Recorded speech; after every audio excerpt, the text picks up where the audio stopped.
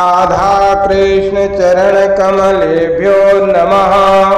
श्री राधा चरितामृतम भाग 138। मैया यशोदा की गोद में द्वारिकाधीश। जय राधा जय राधा राधा जय राधा जय श्री राधा। जय कृष्ण कृष्ण जय कृष्ण जय श्री कृष्ण। राधे कृष्ण कृष्ण कृष्ण राधे राधे राधे श्याम श्याम श्याम राधे राधे।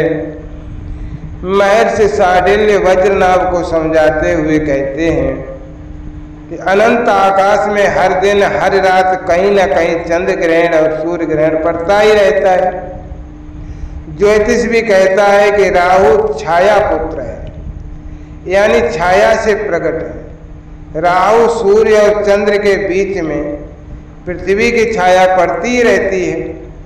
पृथ्वी छोटी है सूर्य से, इसलिए उसे पूरा ढक पाना पृथ्वी के लिए भी मुश्किल ही पड़ता है। पर पृथ्वी चंद्रमा से बड़ी है, इसलिए चंद्रमा को पृथ्वी की छाया ढक लेती है। सूर्य ग्रहण की अपेक्षा चंद्र ग्रहण ज़्यादा ही पड़ते हैं। इसका कारण भी यही है कि पूर्ण चंद्र ग्रहण पड़ता है, पर पूर्ण सूर्य ग्रहण कम ही पड़ता है।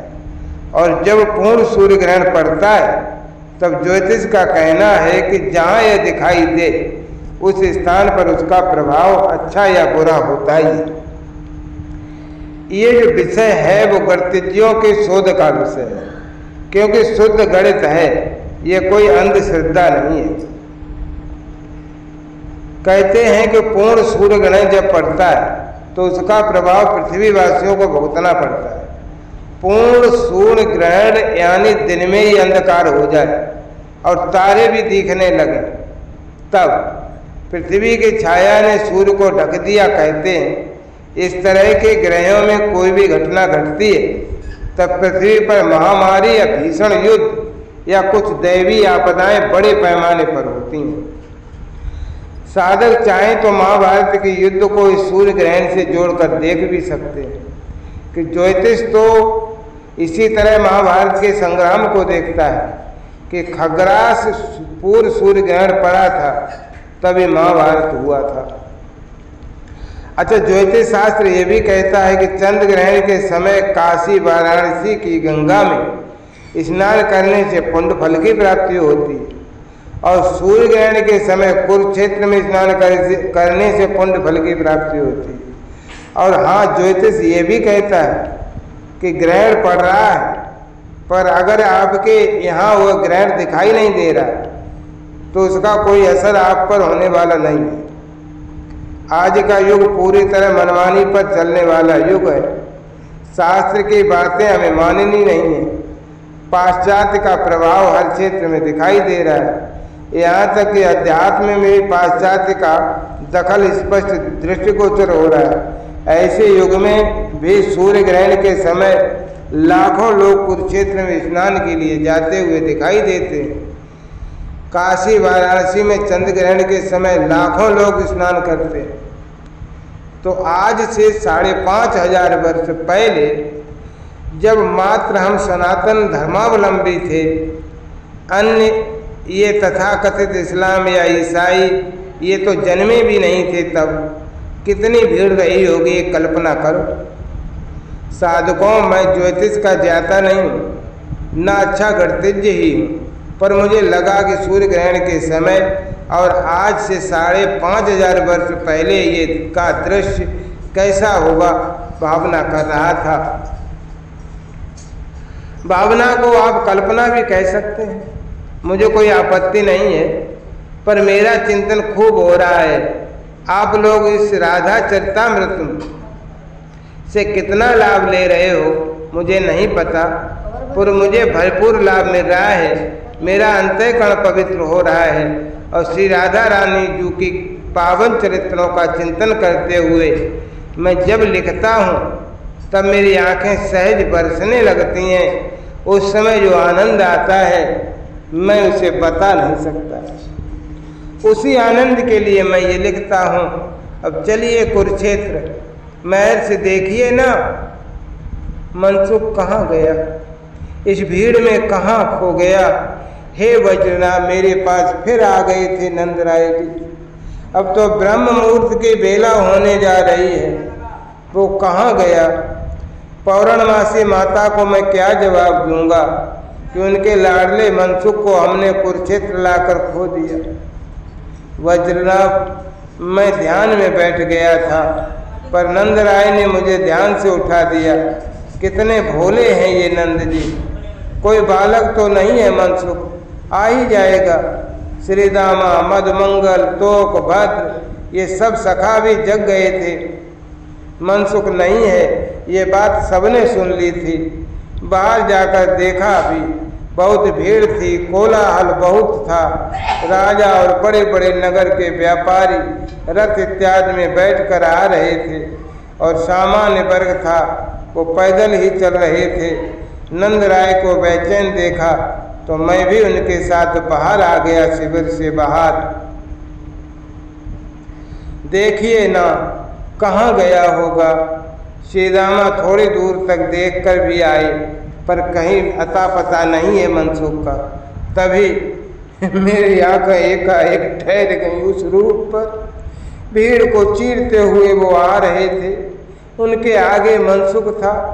वो भीड़ को हटा रहा था और दिव्य मुकुट धारण किए हुए, पीतांबरी पहने, नीला वर्ण, वही मंद मुस्कान, कानों में कुंडल, मकराकृत कुंडल जो उनके कपोलों को छू रहे थे बार बार, क्योंकि वो तेज चाल से चल रहे थे।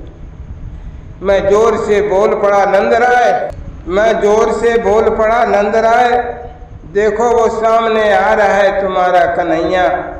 मैं आनंद की स्थिति में चिल्ला पड़ा था। नंदराय ने देखा, सखाओं ने देखा, सब खड़े रह गए। क्या करें, कुछ समझ नहीं आ रहा है। श्री कृष्ण आ गए अपने नंद बाबा के सामने, आकर खड़े हो गए। सामने अपने कन्हैया को देखते ही 100 वर्ष बाद देखने का अवसर मिला है। अपने लाला को नेत्रों से आनंद के अश्रु झरझर बह चले। कुछ बोल भी न सके थे नंद बाबा। कृष्ण झुके चरण बंदन करने के लिए, पर बाबा ने उठा लिया और अपने हृदय से लगा दिया। दोनों ही रो रहे। श्रीदामा बाबा से मिलने के बाद श्रीदामा को गले लगाते हुए कृष्ण फिर रो पड़े थे। मधुमंगल, तोक, भद्र सबको अपने हृदय से लगाया और रोते रहे। हे वज्रनाभ, मेरे गोविंद ने मुझे देखा था, फिर बड़ी श्रद्धा से मेरे चरणों की वंदना भी की। आचार्य गर्ग आपसे मिलने के लिए बहुत उत्सुक है महर्षि। मुझसे कहा था कृष्ण ने, मेरा सौभाग्य होगा कि मैं आचार्य के दर्शन करूंगा। मैंने कहा, लाला अपनी मैया से नहीं मिलेगा। नंदराय जी ने कृष्ण का हाथ पकड़ते हुए कहा, कहाँ है मेरी मैया? सजल नयन से पूछा था कमल नयन ने। चल, हाथ पकड़कर ले चले बाबा नंद कन्हैया को। यशोदा, अरे यशोदा सुनो, अरे क्या कर रही हो? मनसुख मिल गया क्या? यशोदा ने पूछा। पता है वो कहाँ गया था? पास में गए नंद बाबा यशोदा के, वो गया था अपने कन्हैया के पास। नंद बाबा ने कहा, आप विनोद मत कीजिए, सच बताइए, क्या मनसुख को मेरा कन्हैया मिला? बोलिए ना। हाँ मिला, देखो वो रहा हमारा कन्हैया। नंद बाबा ने सामने दिखाया। यशोदा ने देखा, मुकुट धारण किया हुआ, पीतांबरी, नीला रंग, वही मुस्कुराता मुखमंडल, वही दिव्य सौंदर्य। सुनिए, मैं कोई सपना देख रही हूँ, बताइए ना। ऐसे सपने में वृंदावन में दिन में हजारों बार देखते रहती हूँ, ये सपना है ना? सामने आकर खड़े हो गए कृष्ण। मैया, अरे ओ मैया, ये सपना नहीं है, मैं तेरा लाला कन्हैया हूँ। हाँ, तू मेरा लाला कन्हैया है। मैया चेहरा छूती, रो गए कन्हैया, तेरा अपराधी हूँ मैं मैया, इतने वर्षों बाद मैं अपनी मैया से मिल रहा हूँ, तेरा अपराधी हूँ मैया। मैया अब रो पड़ी। गोपाल मेरा लाल, मेरा कन्हैया, हिलकियाँ फूट पड़ी थी मैया की। मैया के कभी पागलों की तरह माथे को चूमती है, कभी गालों को चूमती है, कभी अपने हृदय से लगाती है। पर ये क्या वात्सल्य का उन्माद छा गया।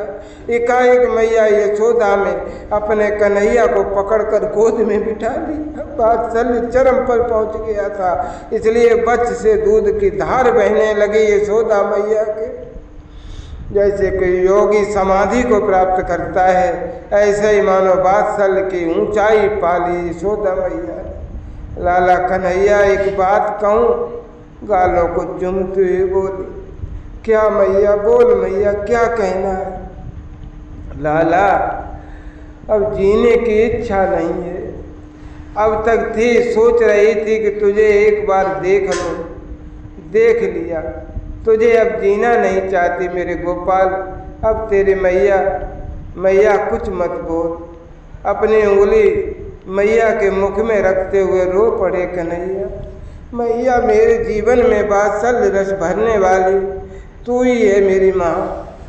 ये सच है कि देवकी को मैं माता, माँ इत्यादि कहता हूँ, पर मैया तो तू ही है मेरी। मैया तो तू ही है मेरी। मैया कहने में जो वात्सल्य का साकार रूप दिखाई देता है, वो मैया में ही दिखाई देता है, वो मात्र तुझ में ही दिखाई देता है। हिलकियों से रो पड़ी थी दोनों, मैया और उनके लाला दोनों रो पड़े। जय राधा जय राधा राधा, जय राधा जय श्री राधा, जय कृष्ण कृष्ण, जय कृष्ण जय श्री कृष्ण।